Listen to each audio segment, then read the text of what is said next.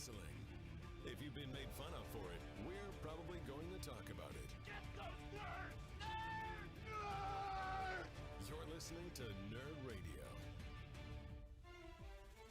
Welcome to this week's Nerd Radio, where we get your podcast as part of the B-Pod Studios Network, and of course all over your social media at Nerd Radio 101.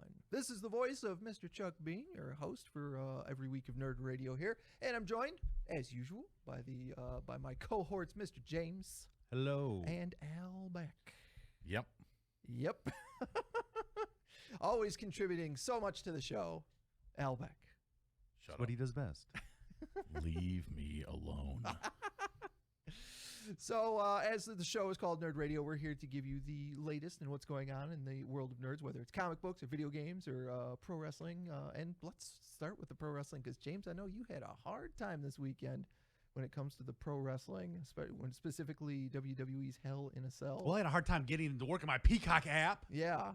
The Peacock failed me at first. Well, then I went into instant Karen mode. So I went straight to Twitter, and I started tweeting at the Peacock app, and I started tweeting at WWE, and I made fun of the fact that they're both two multi-billion-dollar companies, and you can't get your stupid app to work. I want to see the Hell in the Cell pre-show, which is going to show me nothing but Jerry the King Lawler with his plastic surgery face and a couple other randos talking about crap I don't care about.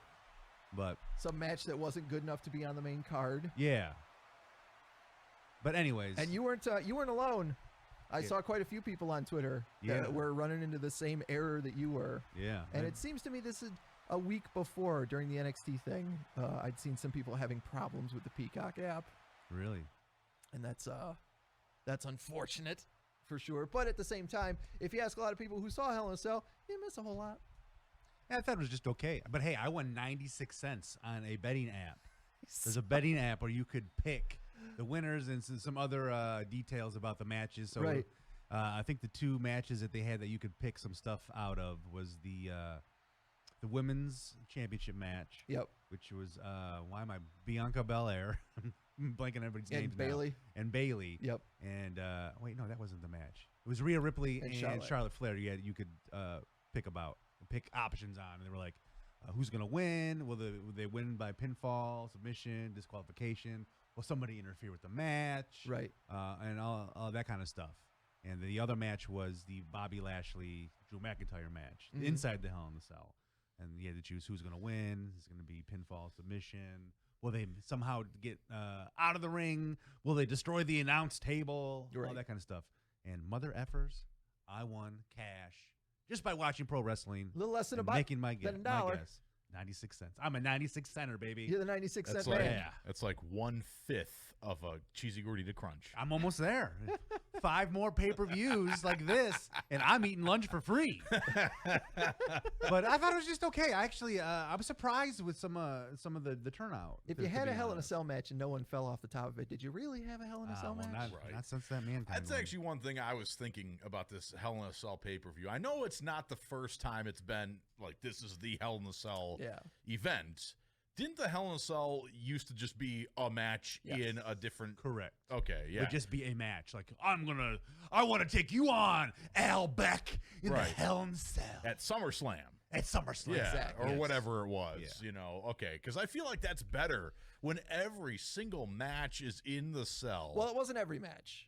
They wasn't? only Yeah, that's the deceiving part. Yeah. Continue, though. They have taken their gimmick matches like Hell in a Cell or the Elimination Chamber or something like that and turned them into pay-per-views surrounding that gimmick match. But not every match is in that. Like the first match and the last match will be in the cell. So they'll bring it down for the first match and they'll have it, and then they'll raise it back up and have a couple more matches, and then the main event is in Hell in a Cell. Then why the hell is it called Hell in a Cell? Same question I asked 2 years ago. Because it's supposed to be the one time that year that they'll pull out the giant cage and set it up and put it over the ring. Because I was like, oh man, the Hell in the Cell, they have a whole pay-per-view where every match is Hell in the Cell. I cannot wait. And then I tune in and I'm like, this match isn't in.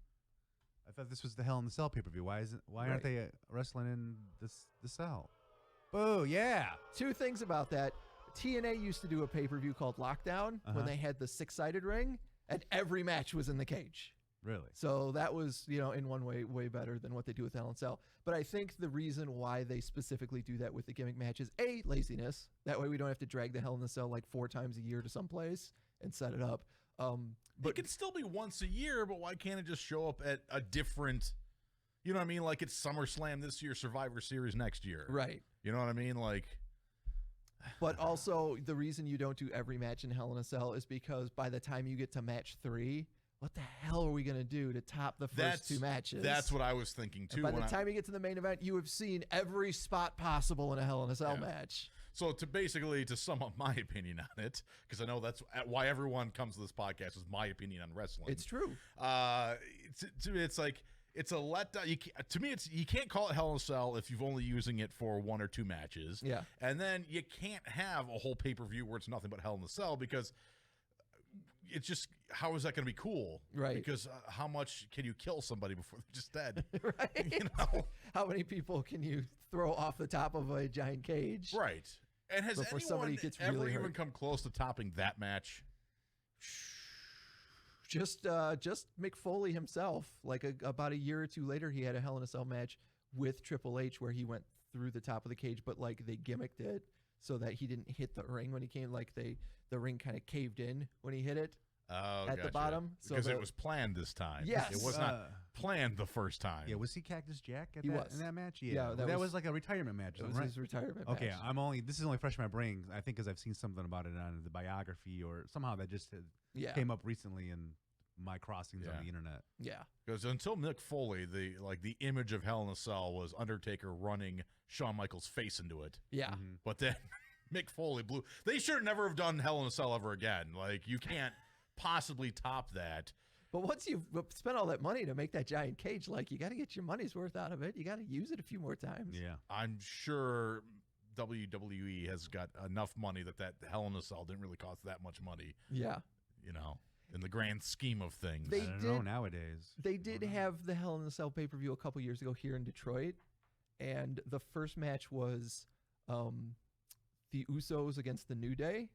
Oh, and the New Day did a match. cool thing where they took the kendo sticks and threaded them through the corner of the cage wall and like caught one of the Usos, you know, like with his arms down in the cage and then just kept super kicking him over and over again. And he couldn't sell it. He couldn't move. He just had to take it over and over again. And that was the same one. The last match was Kevin Owens and Shane McMahon. And Shane McMahon jumped off the cage to try and drop an elbow on Kevin Owens. And Kevin moved and he hit the table and exploded.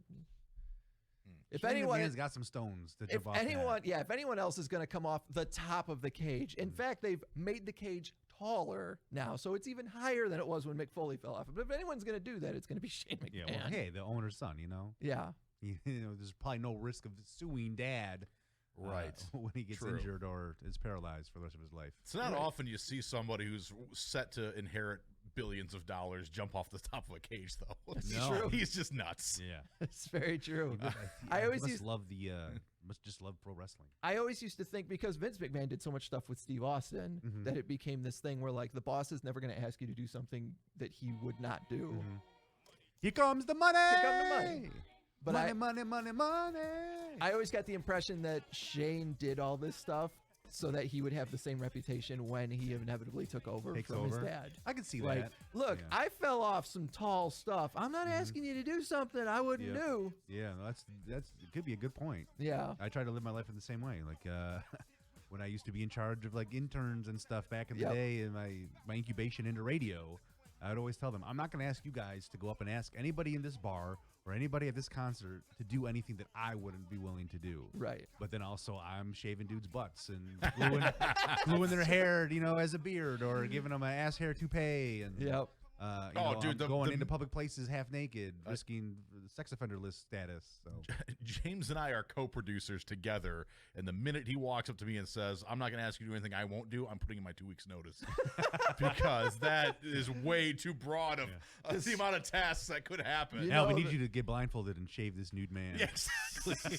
Exactly. And likewise, if he ever quit or got fired, I have to leave too because he's no longer here to do all that stuff. Yeah, you're next in line to get a paintball in the taint. Yeah. Tank ball. There's a new game. Oh, paintball. No. Paintball. Can you guess where the bullseye is? Well, you're lucky. You're not out until you get smacked right in a taint with a paintball. You're lucky there's no way in hell Dave listens to this podcast. Oh, yeah. Well, I'll just shoot him a text. Like, Dave, this came to me today. And just in case you want to try this out. Great idea. New gaming will call. Did you also see the clip? I didn't realize it because I really wasn't watching. The only match I really paid attention to was Alexa Bliss and Shayna Baszler. It's the only one I was invested in, really. But in the main event with Drew McIntyre and Bobby Lashley chucked Drew McIntyre over the ropes into what was supposed to be a table, but apparently they stuck a crash pad down there. Ooh. And the camera didn't really catch the crash pad, but then when it panned down, there wasn't a table there, and a hand came out from under the ring and put table parts underneath Drew McIntyre. You're kidding. No, I didn't catch that. While the camera was on them. And everyone is like, what is that? Who's under the ring chucking table parts out there? They need to get out of that performance center. Yeah. They're getting so lazy. Yeah, that's another thing. Here's the Thunderdome. I got invited to be a part. Well, I didn't get officially invited, but I got sent the emails like, hey, register to be a part of the Thunderdome. The last pay-per-view inside the Thunderdome to be a part of the virtual audience. I'm like, you know what? I'm going to give it a try. Yep. I didn't even get I got to the point where I registered, and they're like, we will email you. You're on call. I never got an email from 2 different email addresses. They didn't even email me to say, hey, we might need you at 9 o'clock to be in the virtual audience. Well, they had you in the Thunderdome before, didn't they? Yeah, on Raw. You might be on the blacklist. So. What did you do when you were in the Thunderdome? Well, didn't you just leave for a little bit? Like you went into the bathroom or something? Yeah, I made it twice. So the first time I got up to go get snacks. When I came back, they booted me because I wasn't on screen anymore. Then the second time, I did it on Twitch. I streamed my experience on Twitch. I got on TV. I pulled a clip of it. Yeah. And I tried to upload that footage to YouTube, and they blocked me. They you. blocked that video completely. Like, typically, if you upload to YouTube, like, oh, you got a copyright discrepancy here. You can just ignore it. You just can't make any money off the video. My channel's no longer monetized anyway, so I'm like, whatever. I just let it fly. Right. The WWE completely blocked it to where I can't even post that video on YouTube now. So I'm like, crap. I think he got blacklisted. Yeah. And not even for doing something James appropriate. Yeah, I was just hanging out with John Cena, stuffed John Cena doll. Right. He wasn't in a thong or anything. Right.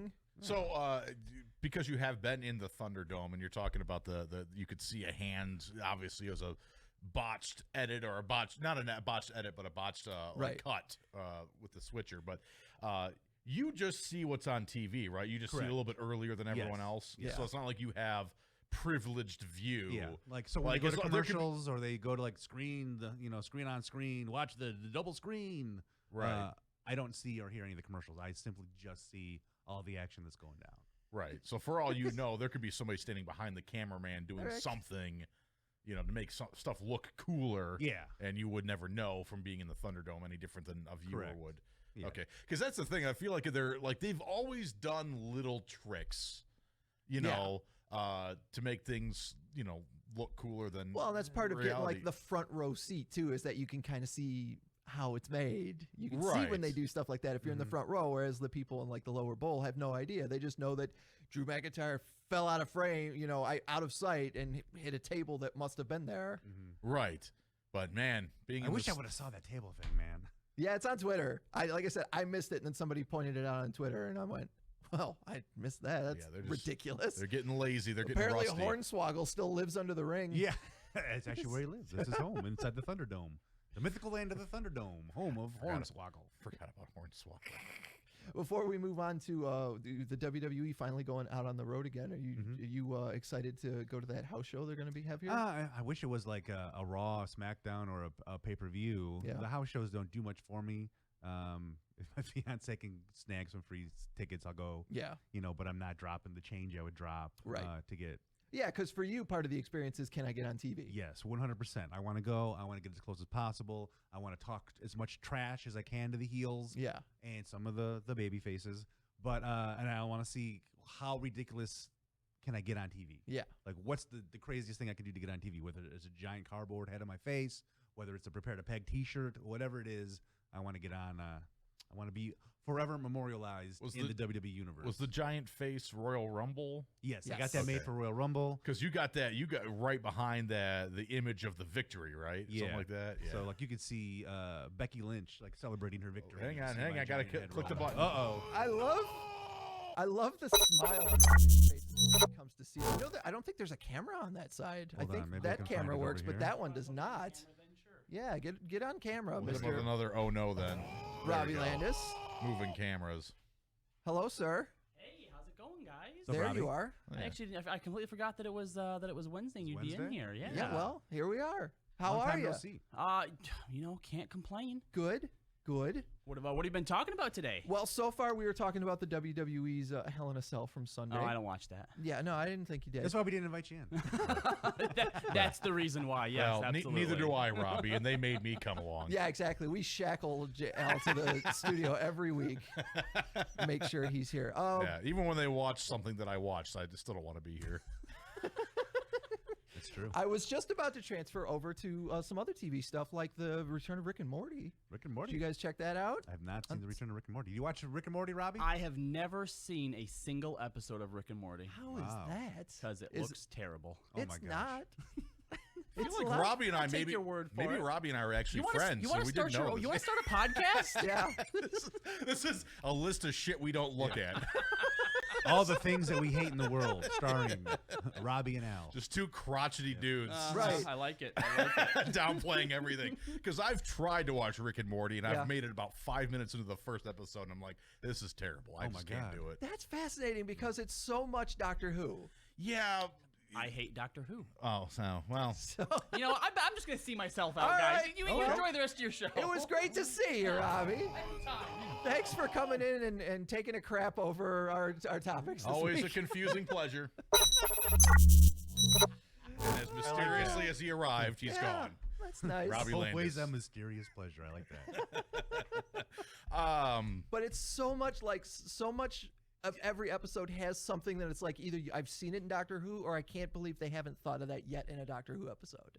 Yeah, there is that aspect of it, and you've explained the premise of the show, and I Right. see the connection between Doctor Who. I just don't care for the animation style, Yeah. and just that sort of like, and the humor either. It's just, it seems like it was written by somebody on meth to me, Yeah, okay. because there's just jokes being delivered while they're doing stuff. There's no finesse to it. Mhm. And this is my opinion. I know that especially people- in the world of nerds, I'm in the minority here. Like I'm Right. sure a lot of our listeners. It came are back for a new fans. season after how many years, on hiatus. So Couldn't tell apparently you. there is a fan base. And isn't the guy behind it the same guy from Community or It something? is. Yeah, Yes. Dan and I Harmon. love Community. I loved Community. So Right. I don't know where the disconnect is for me, but yeah, I don't know. I can't. I don't think you like cartoons.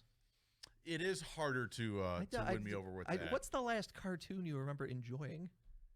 Teenage Mutant Ninja Turtles. I wasn't allowed to watch Ninja Oh, Turtles. that's was it? right. No. Remember? I thought that was Chuck. No, that was me. No. That's why I have no nostalgia. So Chuck connected wasn't allowed to it. watch He-Man? I wasn't allowed to watch He-Man. Okay. No, because there was wizards. That little, like, Yeah.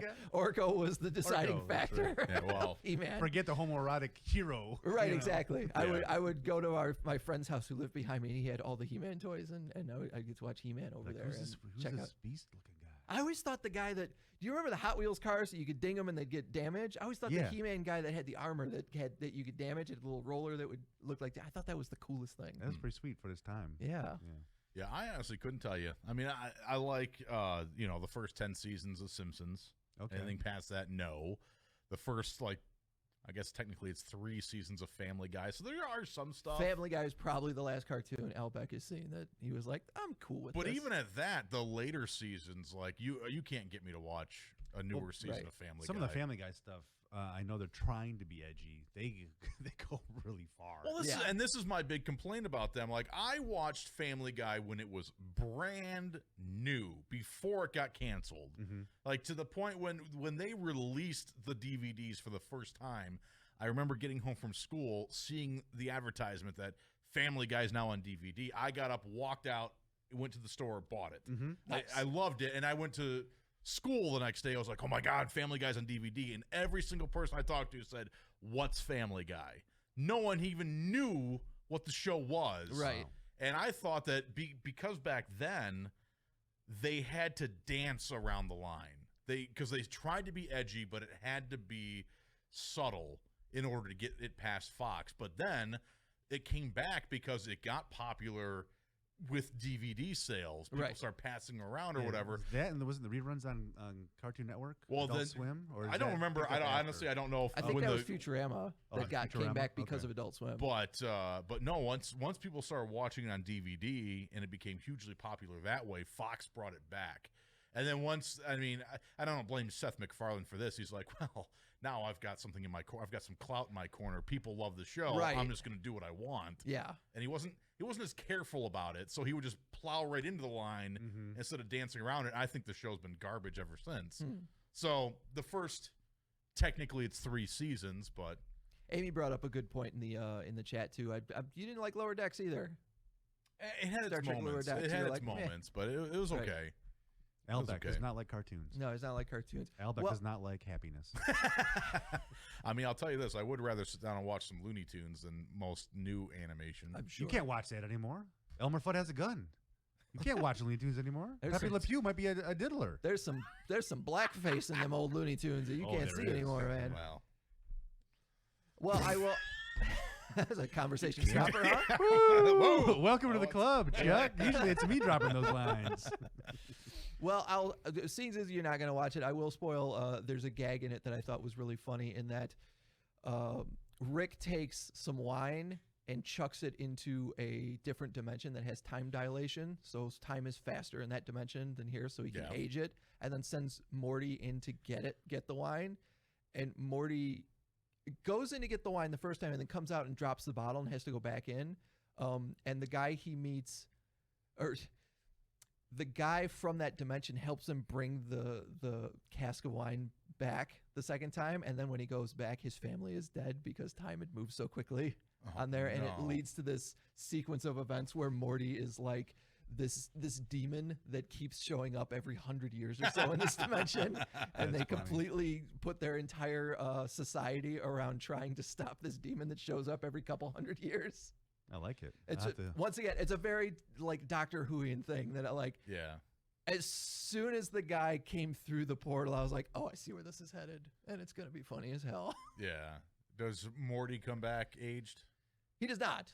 No, because when he goes to that dimension and then it comes back, like our dimension has one time moves at our speed. Morty doesn't age at the same rate the people in the other dimension age. Right. He still ages at the same rate that he would age in our dimension. Yeah. So sending the wine makes no difference then.